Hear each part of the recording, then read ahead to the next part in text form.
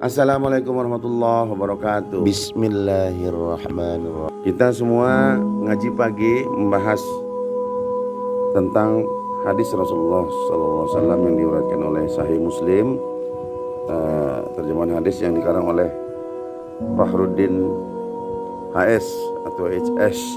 Jadi semoga beliau kalau masih hidup diampunkan dosanya dan memberikan kemudahan segala macam urusannya, dan ketika dia telah wafat semoga diberikan dosanya dan ditempatkan bersama orang-orang beriman. Percetakan oleh percetakan Nahdi, Jalan Perak, Pulau Penang.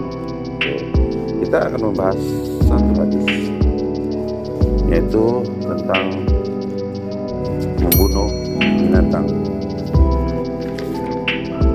Jadi selama ini banyak mungkin yang sudah mendengar tapi ataupun belum memahami ataupun apa tentang membunuh binatang. Terutama soal binatang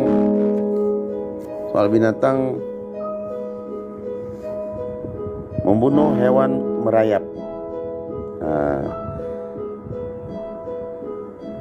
Menurut Aisyah radhiyallahu anha katanya, Rasulullah sallallahu alaihi wasallam memerintahkan supaya membunuh ular bergaris dua putih di punggungnya, karena ular itu dapat membutakan mata dan mencelakakan kandungan perempuan hamil.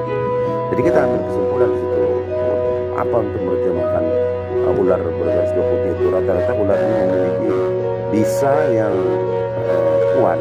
Kadang-kadang bisa itu pun boleh tersembur ke binatang makanan atau kepada hewan-hewan yang semburnya kita lihat hewan itu buta, lemas, ataupun dia boleh menyemburkan terkena kepada sayuran waktu di kebun. Itu bisa itu boleh melekat di sana dan kita menyuci sayur kurang bersih, itu boleh membahayakan kita makan sayur itu. Nah, jadi dia sudah beracun. Jadi kita bagaimana mengantisipasinya? Kita masak dengan betul dengan jadi air yang cukup, ataupun ada satu tips kesehatannya, kita berendam sayur-sayur itu supaya dia hilang daripada racun-racun itu karena berendam dengan air garam. Oke, paham? Jadi kita semua mesti merujuk kepada Quran dan hadis segala macam perbuatan kita. Tapi di sini ada dikatakan juga dari bapaknya Nabi SAW bersabda, bunuhlah semua ular, terutama ular bergaris putih di punggungnya dan ular untung ekor, itu ular pendek. Dia jenis ular derik, biasanya ada di bawah pasir, di padang pasir, di daerah-daerah yang dataran. Dia berbunyi itu biasanya ular, ekornya pun bunyi kritik. Itu rata-rata ular berbisa.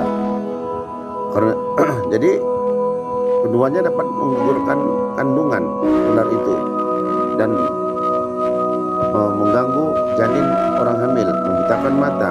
Karena itu Umar membunuh setiap ular yang ditemuinya.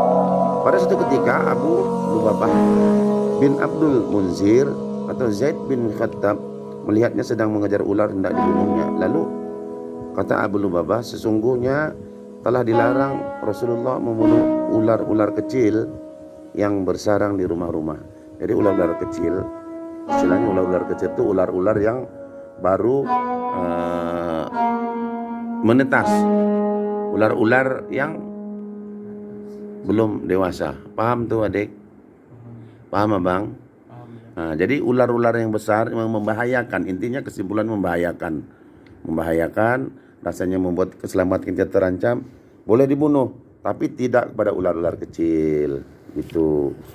Sekarang kita membahas tentang bagaimana ketika orang memperlakukan kucing. Nah, ini bahagian kucingnya.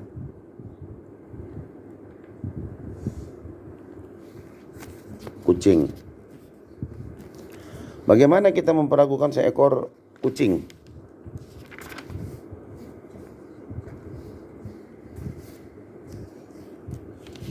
Kucing yang dipelihara,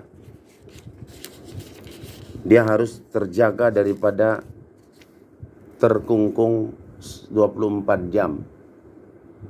Kita boleh kurung kucing itu ketika dalam pengobatan dalam perawatan, takut daripada gangguan yang memangsanya, itu boleh. Tapi selepas itu rasanya aman, kita harus lepaskan. Biarkan dia menyatu kepada alam, berusaha mencari makanannya secara alami. Kalau dia nampaknya lapar, boleh kita bantu bagi makan. Ya kan? Zaman sekarang kita bagi selalu kucing pelet. Makan makanan yang beli-beli di kedai. Itu bukan makanan dia secara fitrahnya. Makanan fitrahnya tikus. Makanya sekarang tikus merajalela masuk ke rumah. Karena dia tidak lagi takut sama kucing. Tikus macam polis sekarang di rumah-rumah, jumpa kucing yang lari. Jadi kita lihat di sini dari Abdullah radhiyallahu anhu, katanya Rasulullah bersabda, seorang wanita disiksa Allah pada hari kiamat lantaran dia mengurung seekor kucing sehingga kucing itu mati. Karena itu Allah Subhanahu wa taala memasukkannya ke neraka. Kucing itu dikurungnya tanpa diberi makan dan minum dan tidak pula dilepaskannya supaya ia dapat menangkap makanannya terdapat di bumi. Tuh. Jadi kita boleh kurung. Kalau udah kita kurung, kita kasih makan, minum dengan cukup. Kan gitu kan? Jadi ya, kita memahami hadis ini sebenarnya begini maksudnya. Walaupun kita kurung, kita harus bagi dia kebebasan untuk lepas. Untuk mencari makanannya yang ada di bumi. Kita harus latih dia. Jangan nanti kita mau memelihara, kita ada tersilap. Suatu saat lupa ngasih makan. Habis makanannya beli di kedai. Ya kan? Dan dia tidak dapat menyesuaikan lagi tubuhnya. Kalau telah dari kecil kita pelihara, kita bagi dia makan. Masa kita makan kucing? Kita bagi dia makan yang beli di kedai, yang dia sendiri tidak pernah mengusahakannya. Akhirnya dia tidak dapat menyesuaikan diri ketika nanti makanan itu habis. Dia jadi malas, dia lemas, dan dia tidak tahu bahwa tikus itu adalah makanan yang paling enak. Oke? Jadi kalau mau melihara kucing, kakak, untuk menjinakkannya, itu kita sayang sama dia, boleh dipelihara, tapi tiba masanya harus dilepaskan. Oke? Segitu dulu, semoga Allah merahmati dan kita mendapat syafaat Rasulullah SAW. Mari kita berselawat. Allahumma salli ala Sayyidina Muhammad wa ala ali Sayyidina Muhammad. Assalamualaikum warahmatullahi wabarakatuh.